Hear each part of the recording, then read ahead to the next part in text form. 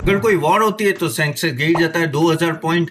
अगर कोई बजट अच्छा आता है तो मार्केट सडनली 1,500 से 1000 पॉइंट ऊपर चला जाता है। इलेक्शन के टाइम 2000 की पॉइंट की मूवमेंट ऐसे दिन की हो जाती है और इस तरह से बहुत ही वॉलेटिलिटी रहती है मार्केट में ना। इस वॉलेटिलिटी में क्या होता है कि रिटेल इन्वेस्टर वो कंफ्यूज हो जाता है और वो इमोशंस के साथ बहने लगता है और डिसाइड नहीं कर पाते कि मुझे लेना चाहिए या बेचना चाहिए, और इमोशंस में वो ऐसे डिसीजन ले जाता है कि जिसके वजह से उसको बाद में पछताना पड़ता है। और आज हम लोग वही बात करने वाले हैं। आज हम लोग बात करने वाले हैं बिहेवियर फाइनेंस की। बिहेवियर फाइनेंस क्या होता है? बिहेवियर फाइनेंस वो होता है कि जिससे आपको पता चले कि आपको कैसे इमोशंस कंट्रोल करना है आप जब इन्वेस्टिंग वर्ल्ड में होते हैं, कैसे आपको स्टॉक मार्केट में अपने इमोशंस को कंट्रोल करना है, कैसे आपको निवेश करना है और आगे जाके भी किस तरह से अपने इमोशंस कंट्रोल करके अच्छी तरह से इन्वेस्ट करके प्रॉपर रिसर्च करके स्टॉक में आगे बढ़ना है, ना कि आजू बाजू जो हो रहा है, जो न्यूज़ आती है, जो न्यूज़ फ्लो होते हैं उसके वजह से यानी क्या डिफरेंट ओपिनियन लेके एक गलत स्टेप ले लेना, वो गलत बात है। तो वही चीज हम लोग आज बात करने वाले। आज हम लोग बात करने वाले बिहेवियर फाइनेंस की, जो बहुत ही इंपॉर्टेंट टॉपिक है। तो प्लीज प्लीज पूरा वीडियो देखना। And guys, welcome everyone. मेरा नाम तपन दोषी है, मैं चार्टर अकाउंटेंट और आपको मेरी यूट्यूब चैनल को में स्वागत है। अगर आपने मेरा यूट्यूब चैनल अभी तक सब्सक्राइब नहीं किया तो लिंक क्लिक करिए, सब्सक्राइब करना और डू लाइक द वीडियो।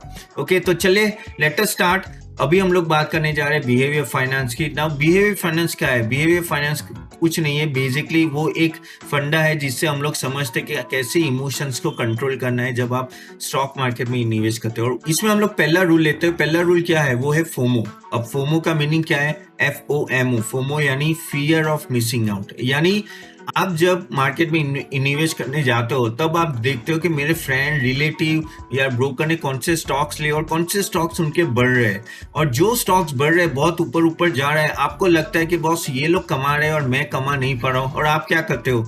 आप जाके डायरेक्टली वो स्टॉक में निवेश कर लेते हो, और वो भी बहुत ही हाई वैल्यूएशन है। बिना सोचे समझे कि वैल्यूएशन क्या है आप वो स्टॉक में एंटर कर लेते हो, और बाद में क्या होता है? एज यूजुअल स्टॉक क्योंकि वो ओवर वैल्यूड होता है, वो धीरे धीरे नीचे आने जाता है, और फिर आप क्या ब्लेम करते हो? मार्केट को। मार्केट तो ऐसा ही है, कोई यहाँ कमा नहीं सकता, और मैं जब निवेश करता हूँ तभी मार्केट गिरता है।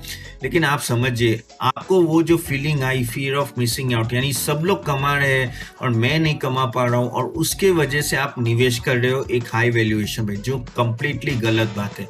आपको इमोशंस को कंट्रोल रखना है guys. There are 5000 companies in this market. 5000 से ज्यादा कंपनियां हैं। एक कंपनी चली गई, डोंट वरी, दूसरी कंपनी आ जाएगी। लेकिन उसी स्टॉक में इन्वेस्ट करिए जिसमें आपने प्रॉपर रिसर्च किया हो और आपको पता हो कि ये आगे जाके स्टॉक अच्छा परफॉर्म करेगा और वैल्यूएशन सही है। तो कम आउट फ्रॉम दैट फीलिंग। आपको वो फीलिंग से बाहर निकलना है। वो नथिंग बट फोमो फीलिंग है, और वो मैक्सिमम लोगों को होती है जब एक बुलिश ट्रेंड होता है, जब पूरा स्टॉक मार्केट अप होता है। तब क्या होता है?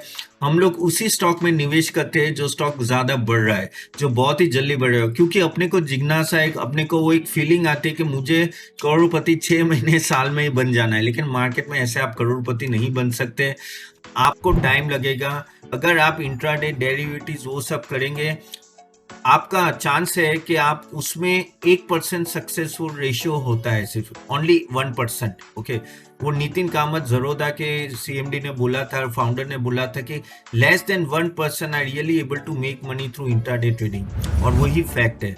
तो अगर लेस देन 1% सक्सेस रेशियो है तो आपको क्यों इंट्राडे करना है? क्यों डेरिवेटिव? सेबी ने बोला है कि डेरिवेटिव्स में less than 10% are able to make money in last 4 years। तो इतना कम सक्सेस रेशियो है और आपको पता है, तो आपको क्यों ऐसी जिज्ञासा है कि मुझे करोड़पति 6 महीने साल में बना है? आपको उस तरह से गोल रखना है कि आपको नेक्स्ट 3 साल, 5 साल, 10 साल में क्या फाइनेंशियल फ्रीडम का आपका क्या गोल है, उस तरह से निवेश करना है। करेक्ट? उसी तरह से अभी निवेश करोगे तब 3 साल, 5 साल, 10 साल में आप कमा पाओगे। और जब आप लॉन्ग टर्म सोचते हो, जब आप लंबी पारी खेलने का सोचते हो ना, तब आपको क्या होगा कि ऐसे छोटे छोटे जो अपसाइड होते हैं उसमें आप विचलित नहीं होंगे और आप जाके इन्वेस्ट नहीं करेंगे। और वो बहुत ही इंपॉर्टेंट है समझना, क्योंकि मार्केट में जो इन्वेस्टर मैंने देखे वो कभी सोचते ही नहीं है इस तरह से, उनको बस फटाफट वो 10% 20% उठा लेने। लेकिन जब आप 10% 20% के पीछे भागोगे आप वो लंबी पारी नहीं खेल पाओगे, आप लंबा खींच नहीं पाओगे और आपका स्टॉक डबल ट्रिपल नहीं होगा। काफी टाइम क्या होता है कि लोगों के हाथ में मल्टीबैगर स्टॉक आ जाता है, लेकिन बाद में पता चलता है कि मैंने बहुत जल्दी बेच दिया, 20% 30% प्रॉफिट में निकल गया, और जबकि वो स्टॉक 3 गुना 4 गुना हो गया 3 साल में। यही होता है। देखो मैं पहले ब्रोकर भी रह चुका और मैंने देखा है over the time most of the retail investor में जो होता है वो ये इस टाइप के ही मिस्टेक करते हैं। So come out from that FOMO factor, आपको वो fear of missing out factor से बाहर निकलना है और निवेश तभी करना है जब वैल्यूएशन सही है। दूसरा एक पॉइंट डिस्कस करते हैं बिहेवियर फाइनेंस से, वो है संक कॉस्ट फैलेसी। अब संक कॉस्ट फैलेसी क्या है? देखिए हम जब मार्केट में इन्वेस्ट करते हैं, जैसे एक निवेशक एक 100 रुपए में इन्वेस्ट करता है, अब 100 रुपए का 90 आ गया तो आप क्या करते हो? एवरेज करते हो। 90 का 80 एवरेज करते हो, 80 का 70, 70 टू 60, 60 टू 50।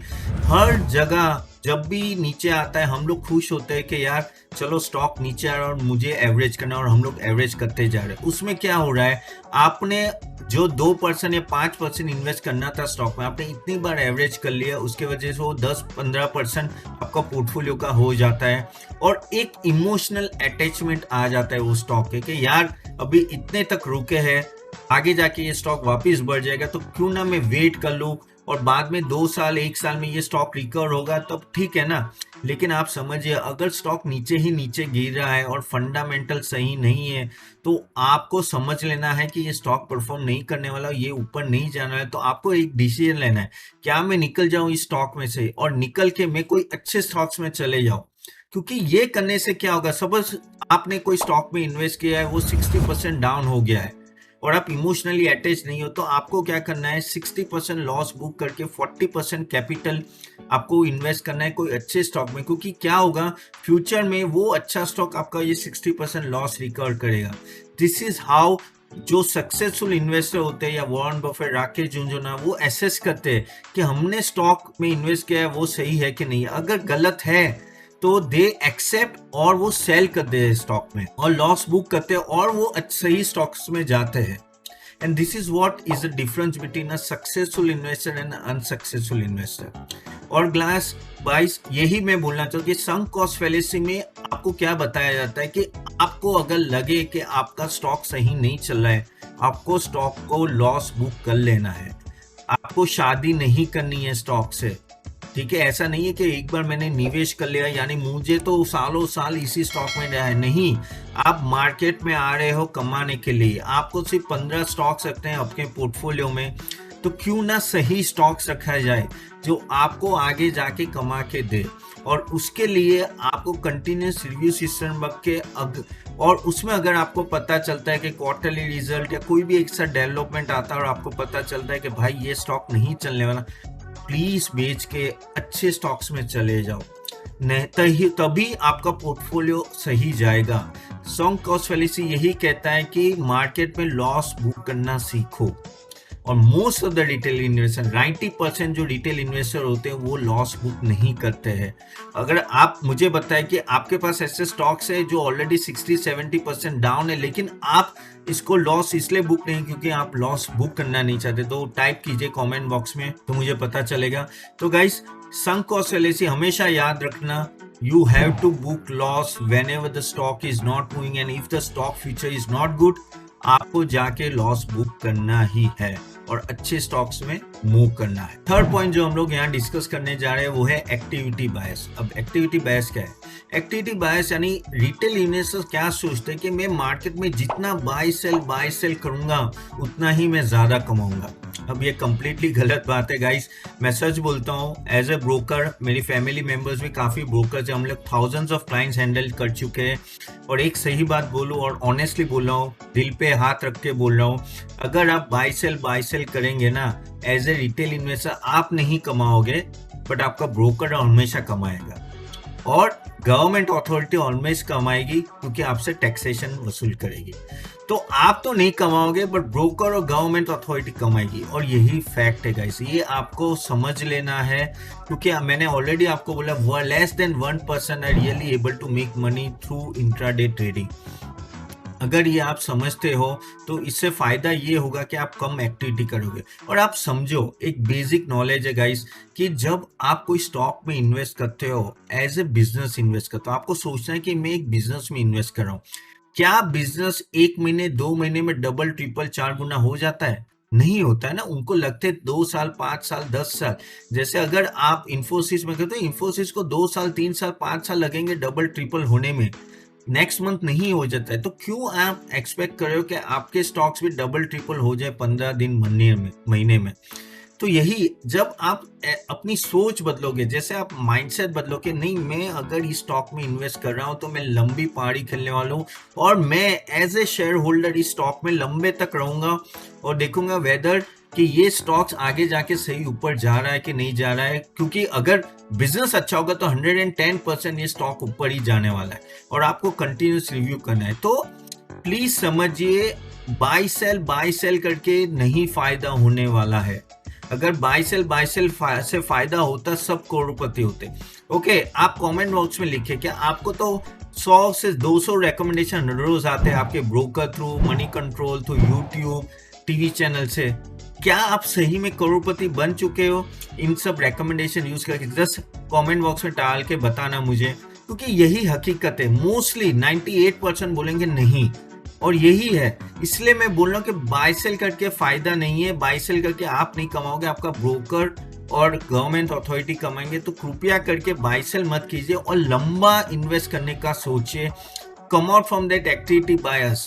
ये सब जो है ना, देखो मीडिया में गिमिक होता है, हर जगह गिमिक होता है कि आपको मैं ये दिखा दूंगा तो ये स्टॉक से इतना प्रॉफिट होएगा, 1 महीने में 1 लाख का प्रॉफिट होएगा। ये सब गिमिक है, इसके झांसे में मत आइए, लंबा निवेश करिए। और वही मैं आपको बताना चाहूँ, क्योंकि सालों से मैं हजारों इन्वेस्टर देखा हूँ, कोई कमाया नहीं है ये इंट्राडे डे ट्रेडिंग ये सब करके।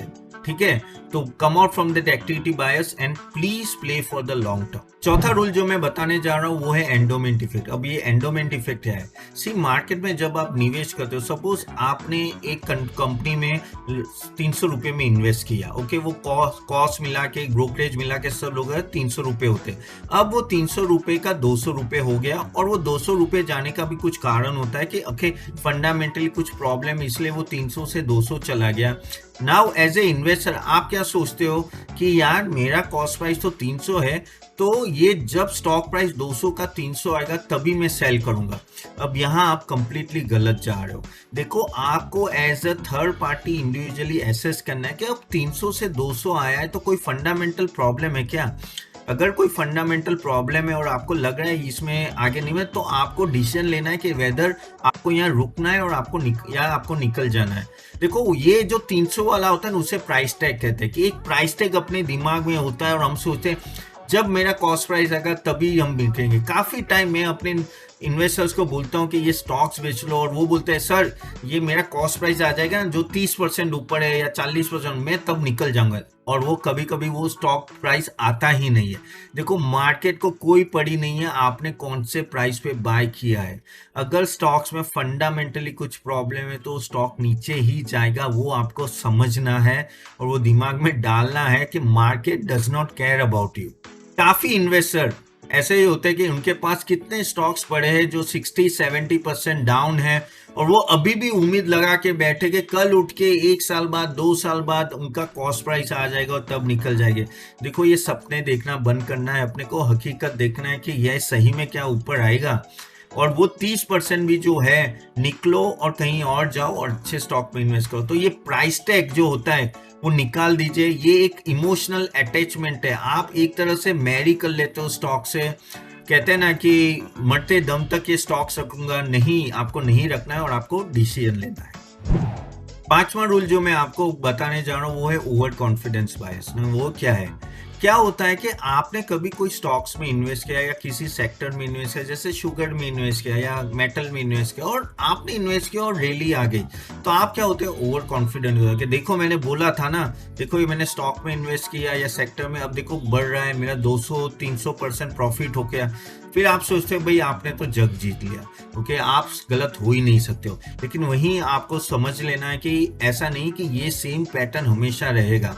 क्या होता है, कोई कंपनी में आपने अगर 100-200% प्रॉफिट हो जाते हैं तो आप ओवर कॉन्फिडेंट हो जाते हो, बाद में आप वो स्टॉक का एनालिसिस करना ही भूल जाते हो, भूल नहीं जाते यानी करते नहीं हो कि नहीं नहीं ये तो स्टॉक ऊपर ही जाएगा। और वहीं हम सबसे बड़ी गलती करते हैं, क्योंकि एक क्वार्टरली रिजल्ट और एक इवेंट ऐसी आती है वो कंपनी में, उस सेक्टर में, जो पूरा स्टॉक को हिला के रख देती है और उसका फंडामेंटल चेंज हो जाता है, और उसके बाद स्टॉक धड़ाम करके नीचे गिरना चालू हो जाता है, और तभी आपको देख लेना कि भाई क्यों गिर रहा है। अब जैसे अदानी का केस ले लो, अदानी स्टॉक्स ऊपर जा रहे, कितने लोग ओवर कॉन्फिडेंट हो गए। अब मैं तो हूँ अहमदाबाद गुजरात में, यहाँ अदानी की हेडक्वार्टर पास में ही है, और मेरे आजू बाजू तो आपको पता है गुजराती कितना इन्वेस्ट करते हैं, तो सब लोग बोलते हैं कि यार तूने अभी तक अदानी में इन्वेस्ट नहीं किया, देखो मैंने ये इन्वेस्ट किया, 200-300-400 गुना प्रॉफिट हो रहा है। मैं बोला भाई नहीं हो रहा है, क्योंकि पहले से मैं अदानी स्टॉक्स में इन्वेस्ट नहीं कर रहा था, क्योंकि मुझे उसमें कॉन्फिडेंस ही नहीं रहा था। मुझे हमेशा ओवर वैल्यूएशन रखता था, पी रेशियो इतना 200-300-400 का पी रेशियो होता था, मैं नहीं डाल रहा था, और वो लोग बोलते हैं यार तूने बस छोड़ दी। तो यही होता है कि वो लोग ओवर कॉन्फिडेंट हो गए, अब वो ओवर कॉन्फिडेंस इतने हो गए कि वो ऊपर गए, और फिर जब गिरना चालू हुआ ना, तो वो एक्सेप्ट करने के लिए रेडी नहीं थे कि भाई अदानी में भी प्रॉब्लम आ सकती है। और वो कब होता है, जब ओवर कॉन्फिडेंस हो जाते हो और आप आंख बंद कर देते हो और बस वही स्टॉक में लगे, और क्या हुआ, उनका पूरा प्रॉफिट तो वाइप ऑफ हो गया और नीचे चला गया। तो यही हो जाता है कि जब ओवर कॉन्फिडेंस है, तो आपको इन सब चीजों से बाहर निकलना है। एज ए रैशनल इन्वेस्टर आपको हर क्वार्टरली रिव्यू करना ही करना है स्टॉक को।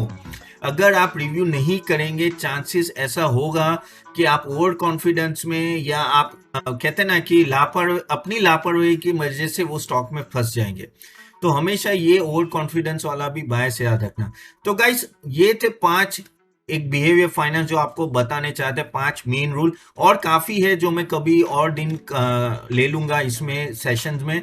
बट होप आपको ये वीडियो अच्छा लगा। नॉर्मली मैं इंग्लिश में वीडियो रिलीज करता हूँ, काफी मेरे सब्सक्राइबर जानते होंगे, मैंने सोचा चलो पहली बार एक बार हिंदी में ट्राई करें, क्योंकि काफी निवेशक का मुझे मैसेज आता है कि आप हिंदी में वीडियो क्यों नहीं रिलीज करें, तो इस बार मैंने हिंदी में रिलीज किया। तो होप आपको अच्छा लगा, और प्लीज कॉमेंट में टाइप कीजिए कि आपको क्या ज्यादा हिंदी में वीडियो चाहिए या नहीं चाहिए मेरे एंड से, तो आई विल एंश्योर कि मैं फ्यूचर में भी रिलीज करूंगा। सॉरी बीच बीच में इंग्लिश आ जाती है, क्योंकि क्या कहते हैं कि वो इंग्लिश बोलने के लिए हमेशा वो कहते हैं ना हैबिट होती है, इसलिए। So hope you like this video. तो जरूर आप इस चैनल को सब्सक्राइब करना और वीडियो को लाइक करना, और मैं आपको नेक्स्ट टाइम जरूर मिलूंगा। Bye bye.